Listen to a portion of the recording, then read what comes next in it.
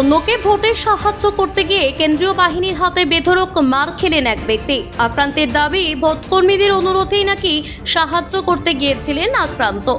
নিজের ভোট দেওয়ার পর ভোটিং কম্পার্টমেন্টে এক বৃদ্ধাকে ভোট দিতে সাহায্য করতে গিয়ে কেন্দ্রীয় বাহিনীর হাতে বেধড়ক মার খেলেন এক ব্যক্তি। ঘটনাটি ঘটেছে বিষ্ণুপুর লোকসভার অন্তর্গত কতুলপুর থানার পরমানন্দপুর প্রাথমিক বিদ্যালয়ের 264 নম্বর বুথে।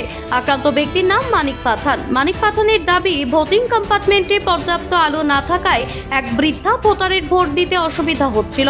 তাই নিজের ভোট দেওয়ার পর ভোটকর্মীদের অনুরোধে ওই বৃদ্ধাকে সাহায্য করতে ভোটিং কম্পার্টমেন্টে ঢুকেছিলেন তিনি। আর তারপরেই কেন্দ্রীয় বাহিনী তাকে ব্যাপক গালিগালাজের পাশাপাশি মারধর করে বুথের বাইরে বের করে দেয়।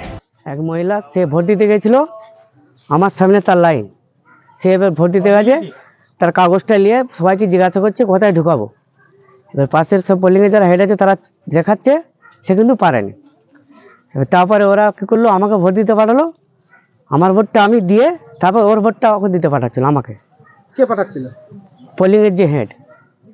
কে তোমার কেন মারলো? ওই জন্য মারলো?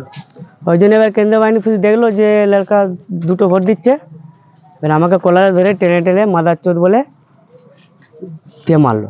কোথায় কোথায় মেরেছে? এই যে হাতগুলোতে, আর এই পায়ে, আর পাছাতে। আবার ছুটতে বললো, ছুটতে যেমনি ছুটে যাচ্ছি আবার দু হাতে করে মারছে। দেখতে যাচ্ছিলেন, আমরা তখন ওই বুথের মধ্যে অন্ধকার ছিল। আমি সেই সময় উপস্থিত একটা যে পিজিটিং অফিসার ছিলেন, উনি বললেন একটা লাইটের ব্যবস্থা করে দেন। আমি লাইটের ব্যবস্থা করতে গিয়ে দেখলাম যে ওনাকে অকথ্য ভাষায় গালাগালিজ করে জামাই কলার ধরে টেনে নিয়ে এসে বুথের ভিতর থেকে ওনাকে মারধর করছে। আর জিজ্ঞাসা করতে ওনাকে বলছে কেন মারধর করলে, ওনাকে জিজ্ঞাসা করলাম, বলছে একটা অন্ধ মহিলা, সে চোখে দেখতে পায়নি, আলো কম ছিল সেই সময়। তো আমাকে বললো তাহলে তুমি ওই মহিলাটাকে একটু দেখিয়ে দিয়ে চলেছো, যেটা ভোট দিবে সেটাকে দেখিয়ে দিয়ে তুমি চলে আসবে।